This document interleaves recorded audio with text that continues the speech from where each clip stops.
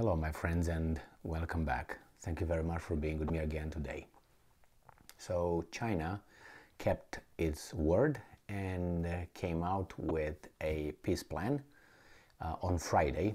Over there is Friday, and among the things that it expressed and put forth is immediate cease of fire. So stop the fighting over there immediately. So immediate ceasefire. So I will have this article coming from Associated Press telling us more about what's included in the Chinese peace plan. Remember today the United Nations voted for a resolution to condemn in the General Assembly, UN General Assembly, so to condemn Russia's invasion and withdrawal of Russian troops. Now that resolution has no cannot be enforced. It doesn't have really it's just a condemning. It doesn't have any you can apply it anyway. It doesn't have any teeth to it, not teeth, and unless the Security Council votes for it, which in the Security Council you have Russia. There were 141 countries that voted for the resolution condemning Russia. There were 32 that abstained. Among them was China, India, Pakistan, South Africa, and Iran. And then there were 6 plus Russia, 7 that opposed it. So they voted against it. I made a video on that a minute ago. I'm going right now to discuss China's peace plan proposal. All right, so let's see what's going on here. So Associated Press, China calls for Russia-Ukraine ceasefire, peace talks. China, a firm Russian ally, has called for a ceasefire between Ukraine and Moscow and the opening of peace talks as part of a 12-point proposal to end the conflict. The peace plan issued Friday morning by the Foreign Ministry also urges the end of Western sanctions imposed on Russia, measures to ensure the safety of nuclear facilities, the establishment of humanitarian corridors for the evacuation of civilians, and steps to ensure the export of grain after disruptions caused global food prices to spike. China has claimed to be neutral in the conflict, but it has a, and I'm quoting, no limits relationship with Russia and has refused to criticize its invasion of Ukraine over even referred to it as such, while accusing the West of provoking the conflict and fanning the flames by providing Ukraine with defensive arms. China and Russia have increasingly aligned their foreign policies to oppose the US-led liberal international order. I would like to know that the order. What's the order? I would like to know it. I always laugh with this and with rule-based international order. That's another beautiful mishmash that the US has, rule-based. And I like Lavrov, the foreign minister of Russia, who in 2 or 3 interviews that I watched with him, the interviewer said, well, I asked my colleagues, my Western colleagues, to give me the list of the rules that we're supposed to follow, and I haven't received one yet. Because if they provide the rules, you can immediately point out that those rules were not followed by the issuers themselves. So that's why they say something vague. It's like I tell you, do the right thing. What's my right thing might not be your right thing, you know what I mean? Or let's change. Yeah, vote for change. Your change might not be my change. But the same, vague, vague. So you can be, hey, you're a hypocrite. So let's go back to this article. But remember, it's Associated Press. What do you expect? Foreign Minister Wang Yi.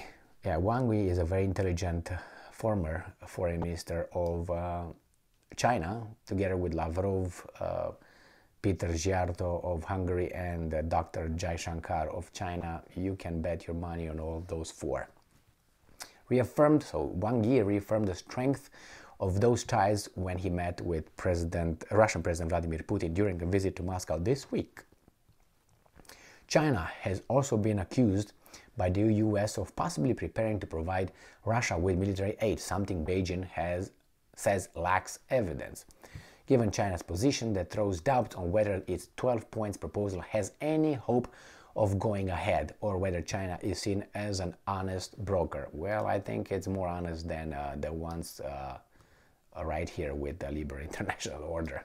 And that's evidenced by facts, my friends, and historical facts. Now, here is about 2 or 3 how do you call it, paragraphs shaming Russia, which I will not read because it's just propaganda and I'm not going to read it. I'm interested in see what this peace plan has to do with, I want to know what's in it. Even if it comes from a Associated Press, maybe they give us some quotations and all that. The peace proposal mainly elaborated on long-held Chinese position, including referring to the need that all countries' sovereignty, independence and territorial integrity be effectively guaranteed, including Syria, I might add, where the United States of America has military troops, about 1,000 that we know at least in the northeast, making sure that the oil from there is sucked and sent to Iraq and then sold on who knows what markets. It also called an end to this, and I'm quoting, Cold War mentality. It's standard term for what it regards as U.S. hegemony and interference in other countries. Well, just look at the history on this one and you tell me. And Cold War mentality is we against everybody, or if you don't follow my orders, I'm going to smack you, which is the attitude of a strong entity. You can't really blame that. The only thing I really don't like about this kind of attitude is you have a rapist and the rapist wants to be called saint. This is what I don't like. And I'm just not equating the United States with a rapist. I'm just giving you, a little example of how I see things. Someone that is not really a saint wants to be called saint after bombarding Yugoslavia, invading Iraq, Afghanistan, Syria, and Libya. We want to protect the sovereignty and respect the sovereignty and independence of Ukraine. What about the other ones? But no, we're the good ones. We're the good. We assigned, self-ascribed good people. I don't like this. At least say I'm a thug and I'm going to punch you all in the face. Shut up, get in line over there. Otherwise, I'm going to smack you. All right, man, I got it. But I know they act like that, and they want you to call them, yes, master, you're the perfect, you're the greatest, and that sounds like another book that I used to read with 2 parts, old and new. All right, so let's go here. And I'm quoting, a country's security cannot be at the expense of other countries' security. This is exactly what the Russians said.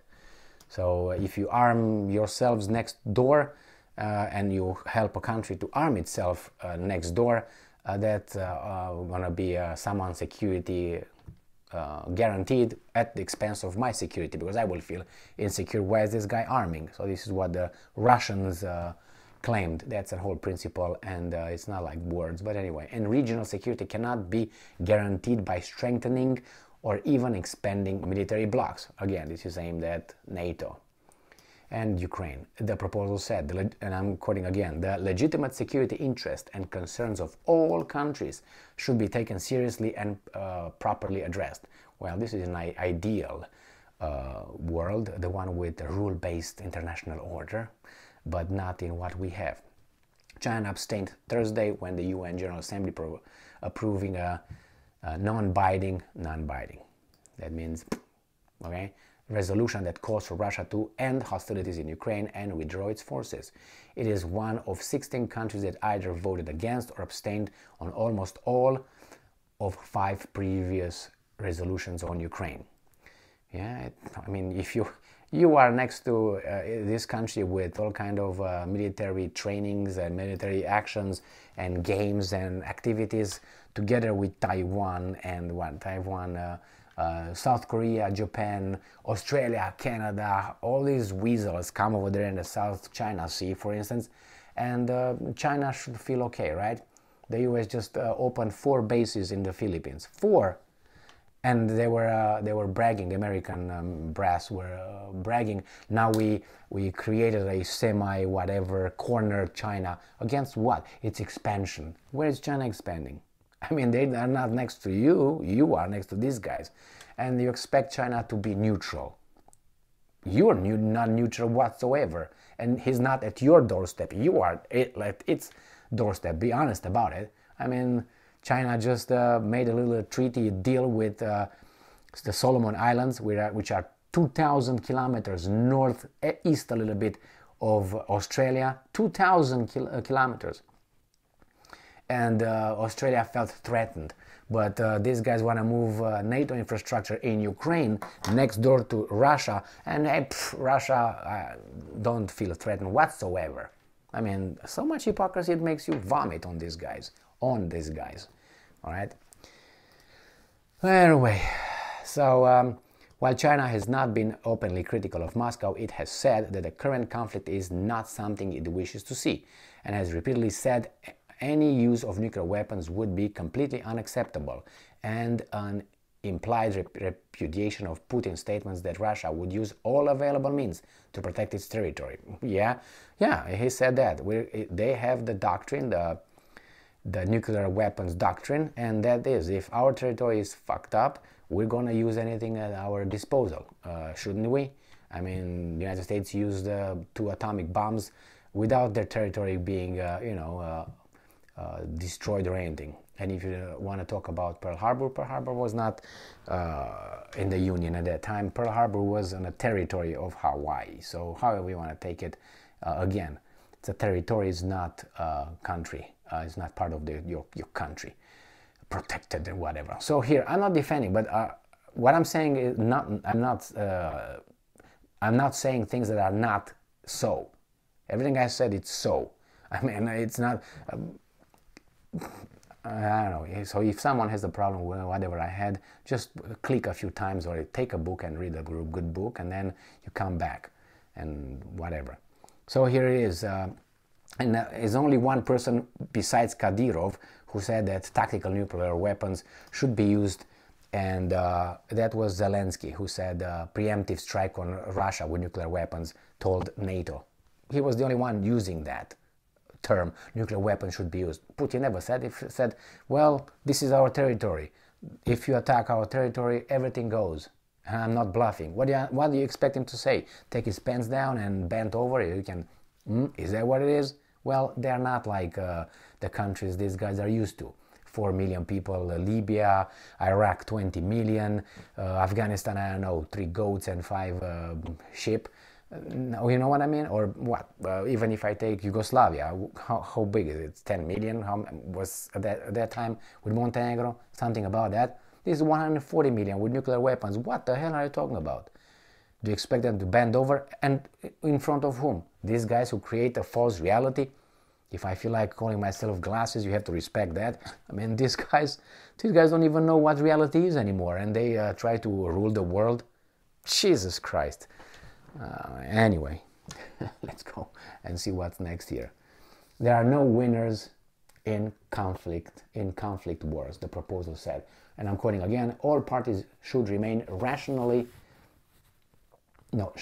should maintain rationality and restraint, support Russia and Ukraine to meet each other, resume direct dialogue as soon as possible, gradually promote the de-escalation and relaxation of the situation, and finally reach a comprehensive ceasefire, it said.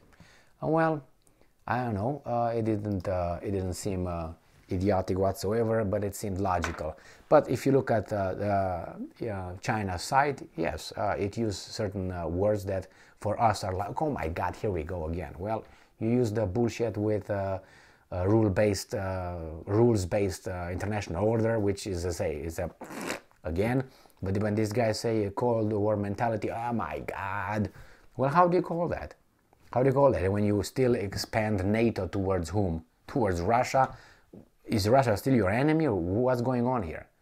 I mean, it's just, I'm not going to go into it. I can discuss that 3 hours here about how it expanded and why, and When Russia asked, how about we join NATO one day, the United States was like, what are you talking about? You're the one that we have to have you as a boogeyman.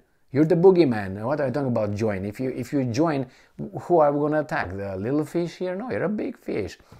Our military-industrial complex will have to make a lot of money when we're going to take care of you. And we're going to take care of little countries over there. And remember, if they take on Russia, Iran will be next. China will be next, and they know it. So you got them right. These guys are going to stick together when they know what rule-based international rule order, blah, blah, blah, entails by the liberal democracies. I mean, the good people and good countries. The exceptional countries and nations. Yeah, man, that's the world we live in. So yeah, China came with an offer, so it can't be blamed later that, hey, I proposed this, I proposed that, you ignored it as you ignored the Russians' request in 2021 to have a comprehensive, I don't like the word comprehensive, but they just used it, law binding document that would guarantee Russia's security and NATO and all. That's how they want it. And the United States said, did you start that war yet? We've been waiting for you. Come on, let's go. You want what? If we talk with you about that, the war will not start. I mean, these guys want contracts, and you want to discuss about legally bounded understanding and guarantees. You're crazy. Let's go. It's only rock and roll. Thank you very much for being with me again today. Stay strong, stay smart, look for the truth, and be just.